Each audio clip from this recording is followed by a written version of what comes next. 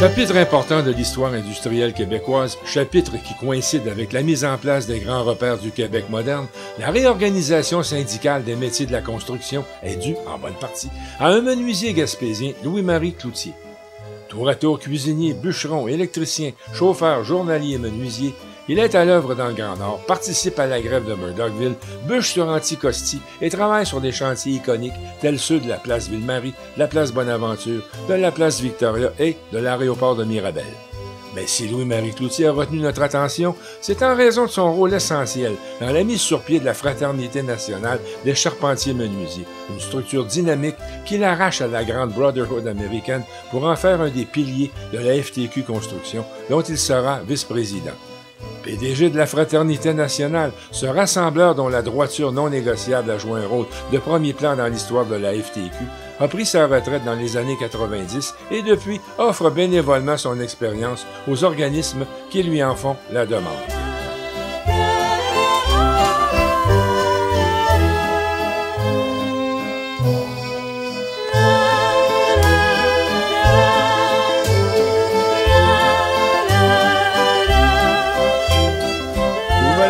Le chemin qui t'a mené de Petit Cap, en Gaspésie, jusqu'à la direction de l'un des syndicats les plus importants de la FTQ Construction, c'est un chemin qui a été tortueux et long.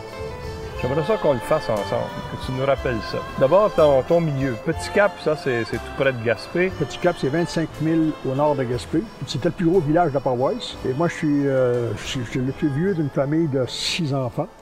2 garçons, 4 filles. Et dans mon jeune temps, bien sûr, quand mon père travaillait dans le bois l'hiver, il faisait la pêche l'été, donc il n'était pas tellement souvent à la maison. Ma mère comptait beaucoup sur moi. Et j'étais un peu le responsable de l'entretien pour les animaux, puis entretenir la maison, puis y aider dans ses commissions. J'ai commencé à faire ces commissions, j'avais 5-6 ans, avec mon chien et mon tombeau. M'envoyait avec un billet faire des commissions sur le magasin général. Ah oui, ça, mon chien, mon tombeau, c'est sûr qu'il a été photographié à bien des places, parce que quand ma mère m'envoyait chercher le morue, à Petit Cap, quand les pêcheurs rentraient, moi, je savais que si je montrais la morue dans mon tombeau, les chars arrêtaient tout automatique. Les touristes? Les touristes. Il y avait beaucoup de touristes l'été. Et j'en ai eu des photos de prix de mon chien puis de morue. Ma photo apparaît en quelque part, mais je ne l'ai jamais vue encore. Ça, les touristes te payaient pour ça? Oui, ils me donnaient des fois 25 cents, des fois 35 cents, même des fois 50 cents. C'était de l'argent dans ce temps-là, c'était 50 cents. J'ai même eu une journée que ma mère m'avait envoyé porter le dîner du midi à mon père qui travaillait à l'usine de Saint-Maurice. Lui, il gagnait à 2,35 par jour à l'usine.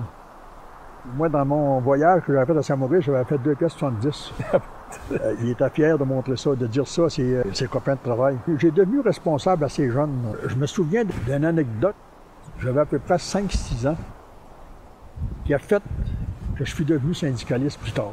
Ah oui? Oui. Mon père, c'était un gars fort, qui n'avait pas peur de personne. Puis il y avait des travaux de chômage qui se faisaient. Il était prêt à bâtir un pont. Dans ce temps-là, le Tachereau et Duplessis donnait de l'argent à des responsables politiques de la place. Puis lui, il distribuait l'argent comme il voulait à des gens. Ouais. Puis en arrière de la maison, chez nous, en bas, il y avait un ruisseau. Puis il y avait un pont à bâtir. Donc, il avait décidé de bâtir un pont là. Puis il était à 4 hommes. Puis lui, ce responsable politique-là, il était assis sur une pagée de clôture. Puis il regardait le monde travailler.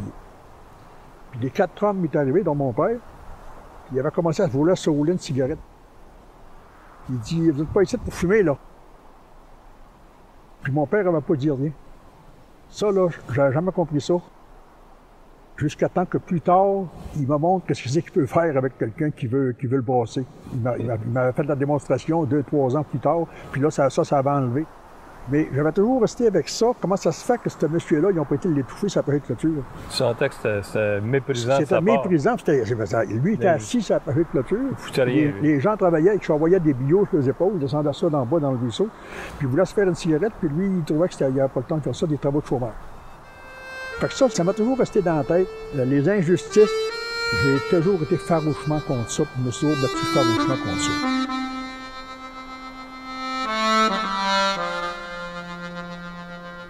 J'ai réussi à aller jusqu'à ma 7e année à mon école, puis à l'âge de 14 ans, une de mes cousines qui était mariée avec les VAO de Méchin a demandé à ma mère si elle voulait me laisser venir naviguer avec eux autres l'été durant mes vacances. C'est quelle sorte de bateau? C'est une goélette? C'était une goélette qui avait à peu près 90 pieds de long. Elle était à peine plus gros que les gros chalots de pêcheurs qu'on a à cette heure. Une ancienne goélette à voile qui avait converti en moteur.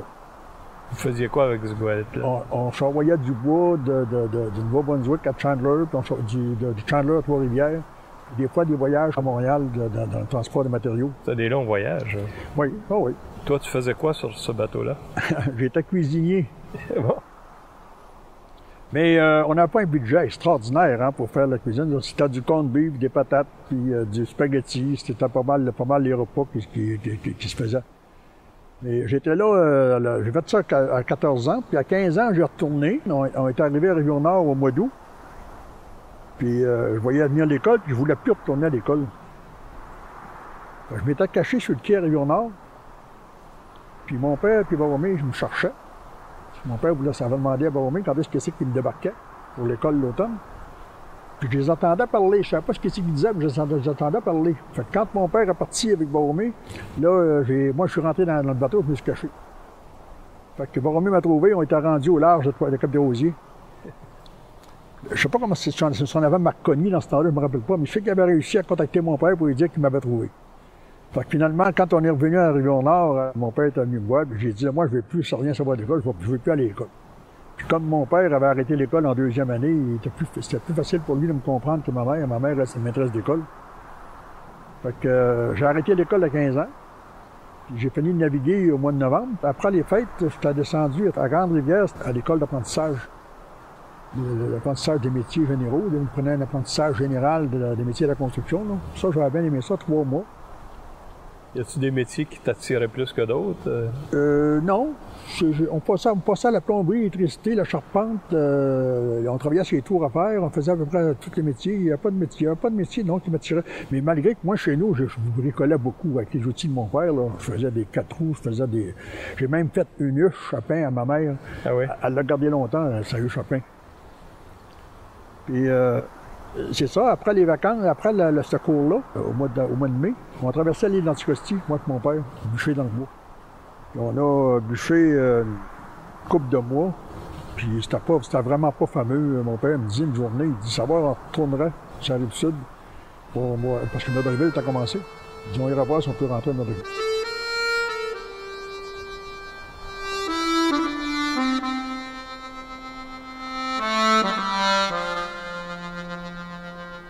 On s'est fait embaucher.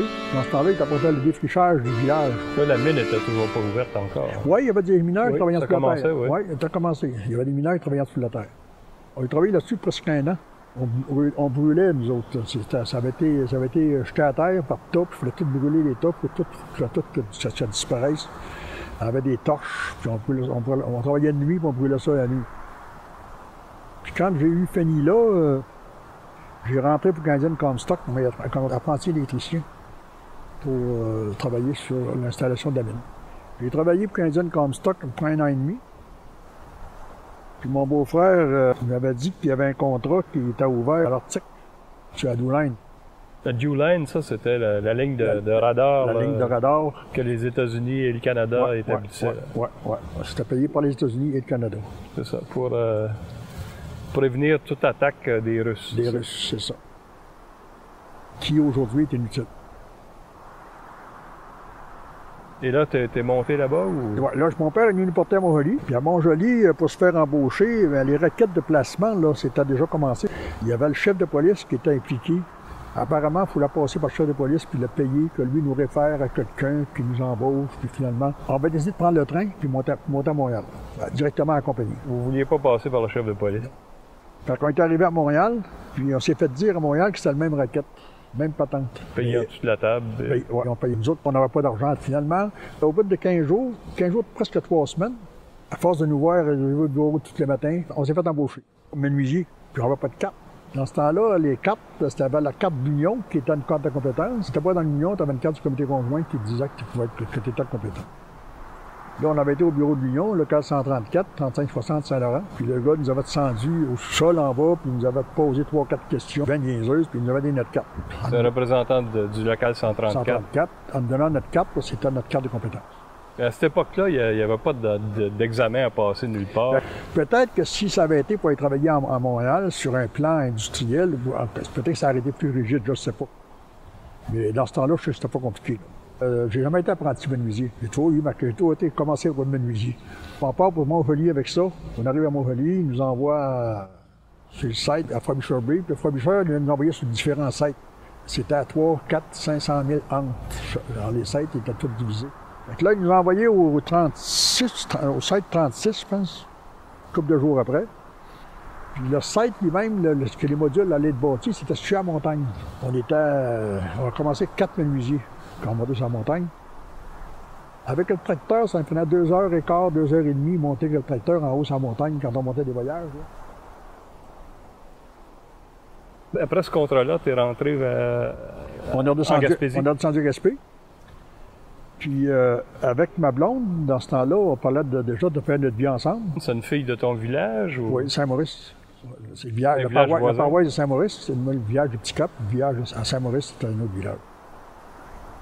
On parlait de faire notre vie ensemble, fait que j'ai commencé à penser à vouloir me construire. Fait que dans l'automne, j'ai été couper mon bois, j'ai envoyé ça pour couper ça au moulin d'une maison. Et, le printemps suivant, on a décidé, moi, pour faire de retourner dans l'Arctique. On est retourné au 37. Là, je suis rendu un vrai constructeur de maisons. Puis des maisons là-bas, c'était des modules carrés. C'était tous des panneaux préfabriqués qui arrivaient préfabriqués, isolés. Vous assembliez ça. On fait juste assembler ça.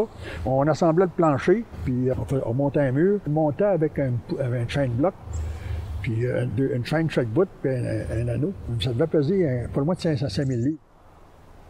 Puis on était après à le monter, puis moi j'avais le pied sur une traverse de 12 pouces, puis l'anneau a cassé. Fait que le panneau a descendu. Comment il a descendu? Il a tombé sur le pied. Fait que là, j'ai eu la grosse orteille écrasée. Puis il y a quelqu'un qui a appelé l'infirmerie. On ne pouvait pas sortir tant d'une tempête de neige. L'avion n'a pas. Puis il foutait descendre à Frobisher Bay pour se faire soigner. Fait que le gars, il dit, vas-y d'Atlas. Puis il dit, quand on pouvait le sortir, l'avion, on l'amènera. Ça faisait une semaine et demie que j'étais là. J'étais toujours autour, le pied dans l'Atlas. À un moment donné, il y a un petit avion qui est arrivé, puis on m'a amené au 30, plus proche de Frobisher. De là, aller au 30, c'était passable. On était rendu à Frobisher, on m'a envoyé à Montpellier, en avion, puis à Montpellier, on m'a mis sur le train, puis on m'a envoyé à Gaspé. Quand je suis arrivé à Gaspé, j'étais à l'hôpital, puis le docteur dit, il n'y a rien à faire avec ça, c'est tout soudé. Fait que faut que ça reste de même. L'orteil était jamais, elle a toujours resté soudée. Fait que le temps de ma convalescence, là, mon père, il avait changé de char. Il avait acheté un Monarch 56, un maudit beau char. Fait qu'il me passait à son char, puis j'allais le porter le lundi matin à Murdochville. Puis lui, il travaillait à Murdochville. Il continuait, lui, à travailler. Il avait continué à travailler à Murdochville. Puis j'allais chercher le samedi midi. Moi, durant la semaine, ben là, je courtisais ma blonde, puis je sortais avec mes chums, puis j'ai passé une belle période, joyeuse, là. Puis j'avais commencé à faire bâtir ma maison aussi.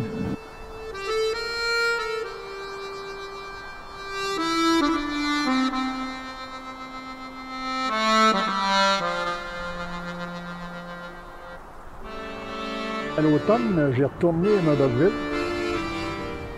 Puis je suis rentré pour Gaspé Coppermine en dessous de la terre, comme apprenti électricien. En dessous de la terre, tu veux dire, comme apprenti électricien, ouais. Toujours. On faisait la maintenance l'électricité, on installait les lumières dans les tunnels où c'est que les gens allaient creuser, puis aluminer. C'est dur qui faisait les. Et là, c'était pour la Gaspé Coppermine elle-même? Oui. C'est son employeur. Puis est-ce qu'il y avait beaucoup de mineurs à ce moment-là? Oui. Déjà, la mine était en production. Ça marchait dans ce temps-là, à pleine capacité. Les convoyeurs roulaient, tout marchait à pleine capacité. Il y a beaucoup de monde sous la terre. Il y a beaucoup d'accidents aussi. Jusque-là, avais-tu entendu parler de syndicats? Non. Ben, quand je suis rentré pour Gaspé Coppermine, on m'a syndiqué. J'ai signé ma carte. Ta carte des métallos? Métallos. Puis j'ai travaillé pour Gaspé-Romaine jusqu'en 57 au printemps. Quand est arrivé, nous autres, on restait pas à Murdochville. On restait à Murdochville la semaine. Puis la fin de semaine, on descendait chez nous. Les résidents de Murdochville, il y avait leur maison, ils avaient acheté une maison. Il y avait des ententes avec la compagnie. Puis ils restaient là en permanence. Mais nous autres, on résidait dans les édifices de Crowley. On était nourris par la Crowley, puis on était couchés là aussi. Donc on descendait chez nous la fin de semaine, le samedi midi, puis on montait le dimanche soir, le lundi matin, tôt, très tôt. Ça a été la période que j'ai détesté le plus. Je l'ai veillé jusqu'à minuit et demi, 1h, puis mon père se levait à 2h. J'ai dit que je trouvais le voyage long pour monter à Murdochville le lundi matin. Et on est arrivé le lundi matin, puis on nous a dit qu'il y avait une grève de déclarés. On ne travaillait pas le matin, que la grève avait été déclarée. Parce que la compagnie avait congédié 6 ou 7 officiers syndicaux, dont Théo Gagné, puis plusieurs autres, la fin de semaine. Donc on a eu une assemblée, puis je pense qu'il y avait repris un autre vote pour s'assurer que tout le monde était d'accord avec ça. Je ne me rappelle pas d'avoir vu quelqu'un se prononcer contre ça.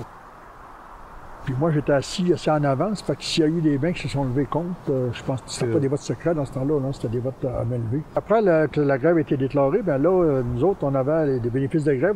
Moi, j'avais 7 piastres par semaine, mon père avait 10 piastres parce qu'il était père de famille. On a fait plusieurs semaines là, qu'on restait là presque toute la semaine. On descendait le jeudi ou le mercredi, puis on montait le lundi matin. Le samedi pour ça, on avait pris l'habitude, au bout de 2-3 mois, on a pris l'habitude que on montait le lundi matin pour voir ce qui se passait. Il se passait vraiment pas grand-chose un bout de temps. Là.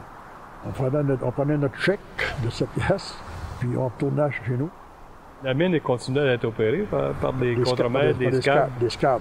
Les scabs, y avait-tu des anciens compagnons de travail qui étaient devenus scabs? Oui, beaucoup ou bien? Il y en avait beaucoup. Il y a eu ils ont fait venir des immigrants de Montréal là, aussi, qui avaient rentré. Là, puis, mais des travailleurs de Murdochville? Oui, il y en avait.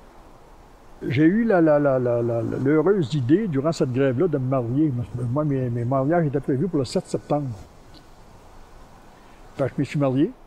C'est là que j'ai su que ma femme ne me mariait pas pour mon argent. Je t'assure de ça. Je me suis marié, puis tout de suite après mon mariage, il est arrivé un gars de Murdochville, de Gaspé-Romaine, qui est venu voir mon père. Il avait dit, Monsieur Poutier, la grève, là, elle est sur le bord de se terminer. Il dit, si vous voulez rentrer, là, il dit, c'est le temps de rentrer, avant que la grève, que ça soit déclaré officiellement pour moi. Mon père, il dit non, je rentre pas. Fait qu'il n'avait pas rentré. Moi, j'ai passé l'hiver chez nous, j'ai passé l'hiver en lune de miel, finalement, là, aller jusqu'au printemps. Puis au printemps, on a commencé à travailler dans le bois. Un bon chantier de bûcheur dans Murdochville. Un midi, mon père me dit, Gaston, il dit, il n'y a pas bien d'avenir ici. J'ai jamais oublié ça parce que mon père, puis on était vraiment proches les deux. On travaillait ensemble, on s'appréciait un et l'autre beaucoup. Faut qu'il me dise ça, là. Ça prend quand même un certain courage, tu sais, une certaine dénégation. Finalement, ça a tourné en boule, cette affaire-là, puis à l'automne, toute la famille est montée à Montréal. Avec le monac chargé, le valise sur le top, le char chargé, chargé au bout. On est arrivé à Montréal, puis on a été couchés chez une de mes cousines. Quand on voyageait dans ce temps-là, on ne couchait pas dans les hôtels. Hein. C'était toujours sur la parenté. Il fallait avoir de la parenté parce qu'on ne dépensait pas d'argent dans les hôtels.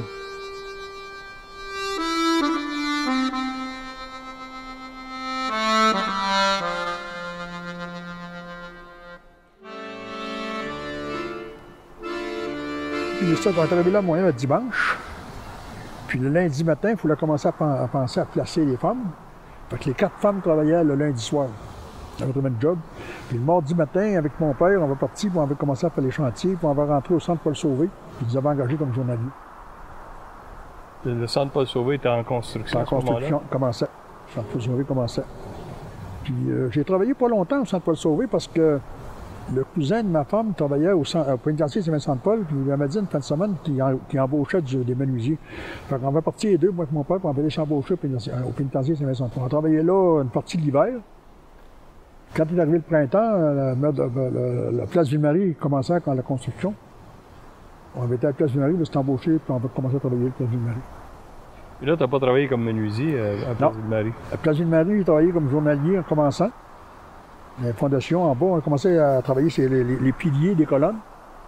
J'ai travaillé là 15 jours, 3 semaines, puis je suis rentré contremaître. Ah, tout de suite après 15 jours, 3 semaines? Oui, le concessionnaire m'a mis comme contremaître pour casser le ciment.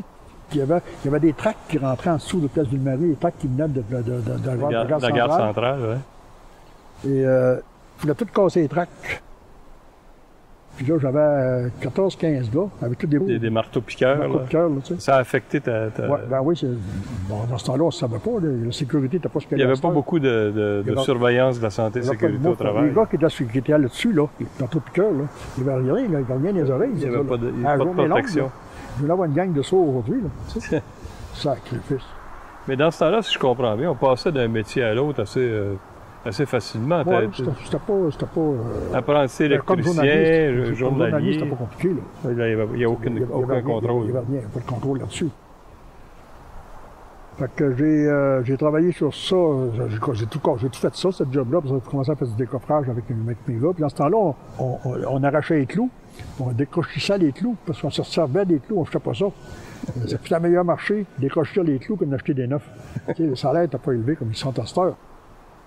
Là, à Place Ville-Marie, ben, c'est ça. Moi, je montais fallait faire des abris, tout le tour de la bâtisse pour faire le coulage, puis les coffrages. Puis c'est moi qui fait ça jusqu'au top. J'ai travaillé là tout le temps de la construction. Je suis allé jusqu'en haut. J'étais à Place Ville-Marie jusqu'en 61. Moi, là, j'avais un problème parce que j'aimais pas Montréal. Je m'ennuyais de Gaspé, je m'ennuyais de la pêche, je m'ennuyais de la chasse. Ma femme, elle, là, la déracinée de Gaspé, avant monter à Montréal, ça n'a pas été facile. Elle, c'était vraiment Gaspé. Fait que quand j'ai dit, on tourne ça à Gaspé, ça n'a pas pris de temps, là, qu'elle a dit, bien sûr, bien sûr. Puis elle voulait rentrer dans sa maison, parce que j'avais monté à la maison, mais elle n'était pas finie à l'intérieur. Fait qu'on a retourné à Gaspé en 61. Il y a eu une ouverture pour travailler à la commission scolaire, une concierge à la commission scolaire. De Gaspé? De Petit Cap. De Petit Cap. Il y avait 3 écoles dans le village. Puis là, il y avait besoin de quelqu'un. C'était la première fois qu'il faisait ça. 1700 piastres. 1700 piastres par année? Oui. Là, j'ai dit, non, ça n'a pas de sens. Je n'avais jamais travaillé dans la place chez nous. Mais je m'étais aperçu, c'était quoi? Le placotage qui se fait dans un village quand quelqu'un a un job comme ça, un job, ça n'a pas d'allure, un salaire comme ça. Là. Comment il y avait de monde qui ne m'en regardait pas? Parce que j'avais un job de même. De jaloux. Jaloux de ça, j'en revenais pas. Fait que j'avais dit à Marie, j'ai dit, je me retourne à Montréal. Je suis arrivé à Montréal le dimanche soir chez mon beau-frère à 8 h. Puis le lundi matin, j'ai été embauché à Place Victoria comme contremaître. Journalier encore? Journalier. Puis là, je travaillais 7 jours par semaine. Ah, mon Dieu. Là, je peux te dire une affaire, je me sentais comme dans le paradis. J'allais déposer mon chèque à la caisse, personne n'était jaloux de ça. Personne ne me disait, tu gagnes trop, tu gagnes pas assez. C'était mon affaire à moi. C'était tout un changement. Fait que j'étais là jusqu'à la fin de la Place Victoria, complète. Quand tu étais à la Place Victoria, parce que j'étais retourné à la Place Bonaventure. Puis à Place Bonaventure, j'ai travaillé là 5-6 mois. Puis encore là, un chauffeur d'autobus à Montréal. Il est venu chez nous un dimanche, puis il m'avait dit, tu devrais rentrer comme chauffeur d'autobus. Il dit, il en prennent pour l'expo. L'expo 67 qui commençait. J'ai été impliqué, puis effectivement, ils m'ont appelé. J'ai été passer mes tests. Puis j'avais fondé beaucoup d'espoir sur une job permanente, tu sais, pour t'installer en permanence. Puis avoir un fonds de pension. Oui, un fonds de pension. Puis avoir une vie plus de sécuritaire que la construction. Puis la construction, dans ce temps-là, c'était c'est très... Oui, tu lâches un job, tu ne sais pas quand est-ce que tu recommences à l'autre. J'ai commencé comme chauffeur d'autobus. Sans m'en rendre compte, c'est la job qui m'a énervé le plus, sans que je le sache. Ça te stressait? Fait que je vais appliquer sur le métro. Mais si j'avais su, j'aurais resté sur l'autobus parce qu'il m'est arrivé une bad luck sur le métro. J'ai perdu ma job, parti. J'ai traversé 4 mois là, qui n'ont vraiment pas été faciles. À l'automne, j'ai dit, faut que je me décide, il faut faire quelque chose. Je m'en vais au bureau de Million le lendemain matin. Là, il m'a envoyé sur la rue, il m'a envoyé sur un chantier industriel, sur la Chelle. J'étais là 15 jours, j'étais là, puis Gérard Bouliane, qui était gérant d'affaires dans ce temps-là, il est venu me voir, et il m'a mis délégué. J'avais jamais été délégué. Tu savais pas ce que c'était, délégué? Ben non, on n'avait pas de cours dans ce temps-là, là, puis j'étais délégué, point. Combien d'hommes à peu près? Là? Il y avait pas 30-40 menuisiers. 30-40 menuisiers. Menuisiers, il y avait plusieurs journaliers, il y a d'autres corps de métier. T'es délégué, point. Il disait quoi faire en gros? Mais je suis pas sûr que lui, ça va non plus.